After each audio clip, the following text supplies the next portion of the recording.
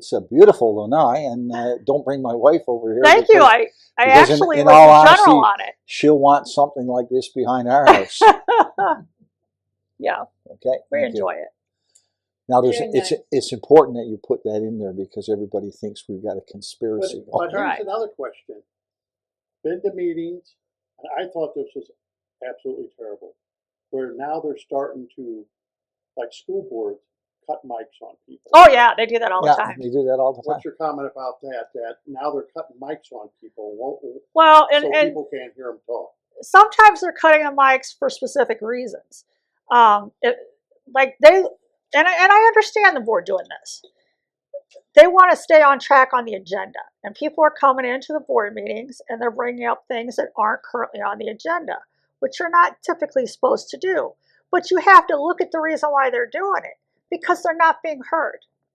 And because we're not putting it on the agenda doesn't mean it shouldn't be heard. So again, if we go to the committee level, if people are able to go to the committee and get their answers, they don't need to go into the board meeting. And if I were to see, which we've had a few meetings where there's a lot of really upset people that their mics were cut off because of time, I would say this is a really serious situation we got. We've gotten a lot of feedback from the community. They're not happy.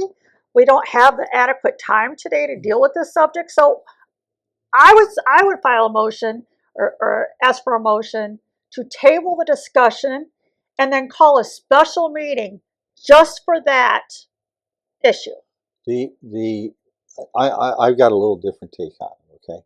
Because I've been in this position before where you go into a room with 1,000 people and you get the perception things are out of control. And you learn to listen to people, and if you enter into dialogue, you're just going to draw it out. You listen. You ask for their key points, and if you realize they're going to continue to go on, you simply ask them to stay over afterwards. I would like to listen to you. You value them, and you learn to make sure that they understand. You value them. You value their input. Right now, we give them 3 minutes. Everybody's cognizant of 3 minutes, but when you get to the 3 minutes, you simply say, "Our time is just about up, but I really want to hear from you." Right? You make sure they clearly understand you, right? And you stay over and talk to them. And That's a good idea. And I have done that hundreds of times, and it may take me an extra hour to 2 hours, but heck, I'm retired. I've got all the time in the world, right? And if someone wants to, pardon me for saying this, bitch, moan, whine, or whatever, I don't have a problem listening to it. It doesn't bother me. If they want to cuss on me and tell me I'm whatever, I'm willing to listen to that too. I don't have a problem with it. It doesn't affect. But we've got to be more mature as leaders than what we're currently showing. Leadership's important. People follow good leaders, right? People absolutely resent poor leadership. And you see that in the business community and in the political community. 100%. You and I don't agree on every issue. We've had a little debate back and forth a few times. Yeah, well, if you tell my wife what this place looks like, we're going to have a really big disagreement. But that's okay to debate. That's how you get new ideas, by listening, give and take with other people. Yeah. And that's what I wish we had more on our board. When I served on a prior board, we would have our discussions in the meeting and have a back and forth from each other. And then we voted. We didn't just come in and say, "I've already made up my mind and I'm going to vote."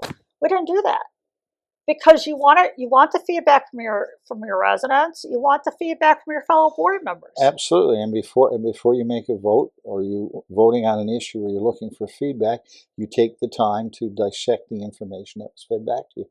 Because I've been in management positions before where we've made multi-million-dollar decisions, and to be honest, I've sat in a meeting where someone has said, I think it's stupid what you're doing, and they've given me a better option. Exactly. And at that point in time, I put the kiboshes on everything we're doing, invite the person to sit in, and in one case that I remember, a union in Wisconsin actually came up with a better fix for what we thought was a $35 million problem, and they actually came up with a better solution that saved us $50 million.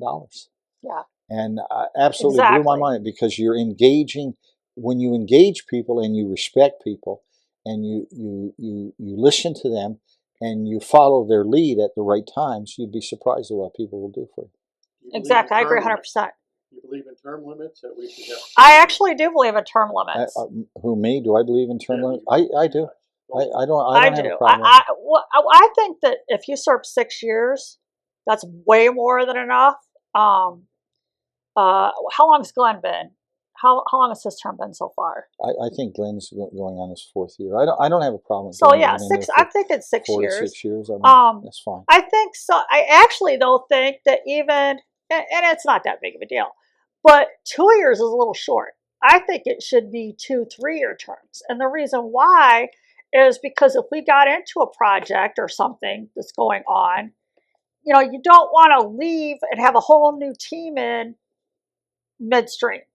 So if we had a long-term project like building a theater or building a third amenity center, you would kind of like the people that are integral to that process to stay on the board a little bit longer. You should always know who the people are that are interested in coming up behind you. Yes. And you need to groom those people Yes. to take the job. So that if one of us, I mean, we're at an age where one of us could just Absolutely. done. You better have someone back in the background Exactly. who's capable of taking. That's why we need to have more people on our committees. Because once a person serves on a committee like I did, I feel more comfortable running for the board because I know kind of the inner workings. Nobody that's never served on a committee in SoliVita is going to want to run for the board. I agree. So by having open committee meetings, we also, we encourage people to run. We have to encourage people to run for our board. Yeah, I agree with because that's an extremely important position in our community. And right now, people are almost afraid to run, and they shouldn't feel that way. I would be actively recruiting. In my business, I had to recruit,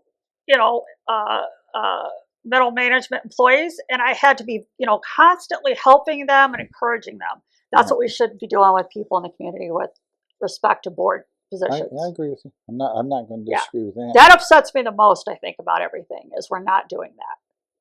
Yeah. That's one of the responsibilities of leaders. Yes, you're supposed to be a mentor to the next generation. Absolutely. Absolutely. 100%. For a sheriff to come in. It's stupid. Stupid. They never give out tickets. Can I have that pencil and piece of paper? I'm going to give Jay a call right now. They never give out tickets. Why are we paying them? It's basically for security reasons. We have security. I know we do. It's ridiculous. It's ridiculous. I think that the developers did it, like he said. They're doing things like that because they don't want any crime and they want to sell houses. Well, it's a waste of money. $60,000. Yeah. Absolutely. It's a waste of money. Now, this is Jay. But I think we should save some stuff. We should save some stuff and do another video like next week if you're available in different clothes, but we'll do it here again.